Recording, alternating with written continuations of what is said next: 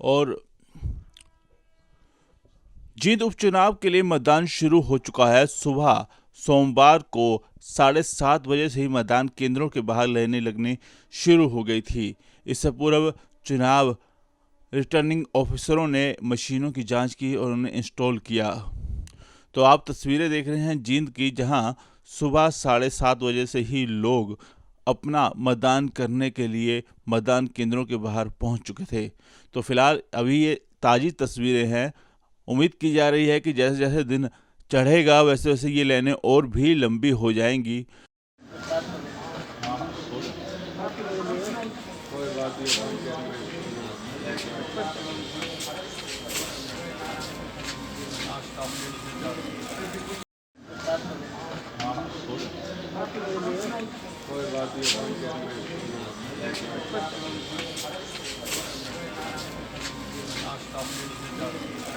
लोगों में अपने उम्मीदवारों को लेकर खासा उत्साह है और लोग मतदान करने के लिए निकले हैं। वहीं सुरक्षा की दृष्टि से भी सुरक्षा प्रबंध काफ़ी कड़े किए गए हैं।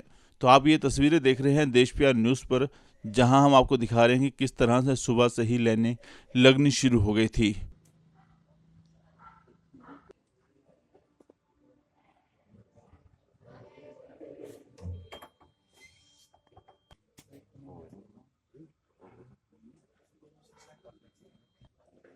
हेलो, हाँ जी। वहीं इससे पहले रविवार देर रात जींद में पुलिस ने एक ऐसी गाड़ी पकड़ी है जिसमें से 16 लाख रुपए बरामद हुए हैं। माना जा रहा है कि चुनाव में एक पार्टी द्वारा अपने चहेतों को बांटने के लिए ये कैश लेकर जाया जा रहा था। गाड़ी से 16 लाख रुपए बरामद हुए हैं।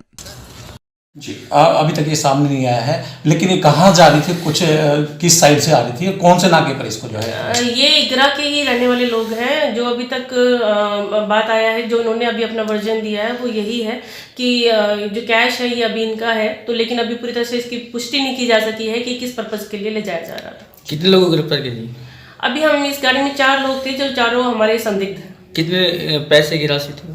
16 लाख रुपये। गाड़ी कौन सी है? ब्रिजा गाड़ी। कहाँ से गिरफ्तार किया? कोर्ट मोड़ नाका। बिल्कुल।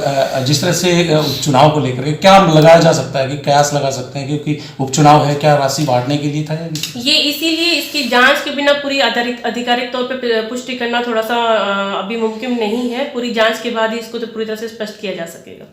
चारों युवकों जो है? हाँ जी। कितने केस के जी, कितनी एज है तकरीबन युवकों की जो गिरफ्तार? ये सब 30 से 35 के एज ग्रुप के लोग। वहीं इससे पहले दुष्यंत और अभय चौटाला ने भी लोगों से मतदान के लिए अपील की थी। दोनों ने ही लोगों को, अपने मतदाताओं को अपनी अपनी पार्टी के पक्ष में मतदान करने के लिए अपील की। तो आइए सुनवाते हैं कि दोनों ने क्या कुछ कहा अपने मतदाताओं से। इसलिए मैं आप सब से आग्रह करता हूं कि आप सब दिग्विजय सिंह का मजबूती से सहयोग दे, साथ दे, और आपका साथ और सहयोग इस प्रदेश के अंदर परिवर्तन की नींव भी रखेगा। और 2019 का जो हमने दशा और दिशा बदलने का संकल्प लिया है, उस संकल्प के अंदर आपके संगठन को एक ताकत देने का काम करेगा। और मैं तो बारी बारी बोलता आया हूँ, लोग कहते थे कि ये बच्चे हैं, अब जवाब देने का समय आ चुका। अगर हम शहीद आज़म भगत सिंह की बात करें तो 23 साल क्या उम्र होती है, और उस उम्र के अंदर भी उनने देश के लिए कुर्बानी देने का काम किया था। तो उम्र नहीं होती, जज्बा होता है, और जज्बा अगर बदलाव का है तो मुझे लगता है कि परिवर्तन के अंदर कोई ज़्यादा देरी नहीं होती। और आज हरियाणा की जनता ने, और ख़ास तौर पर जींद की जनता ने परिवर्तन के तौर पर जननायक जनता पार्टी को अपना लिया।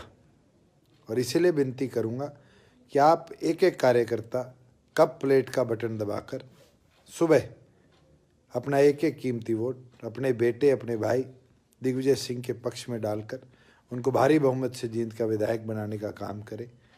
आप लोगों ने निरंतर जो प्यार और आशीर्वाद इस पूरे इलेक्शन ट्रेल में दिया, ये अपने आप में एक स्वरूप है कि परिवर्तन की शुरुआत जींद की धरती से होगी। आप जुड़े तमाम वोटर्स, तमाम पार्टी के कार्यकर्ता, तमाम फेसबुक के मेरे साथी, मैं आप सबका धन्यवाद करता हूं। और दोबारा यही बोलूँगा कि मछली की आँख की तरह कप प्लेट को अपना निशाना बनाकर कल सुबह अपना एक एक वोट भुगताए। आपका बहुत बहुत धन्यवाद।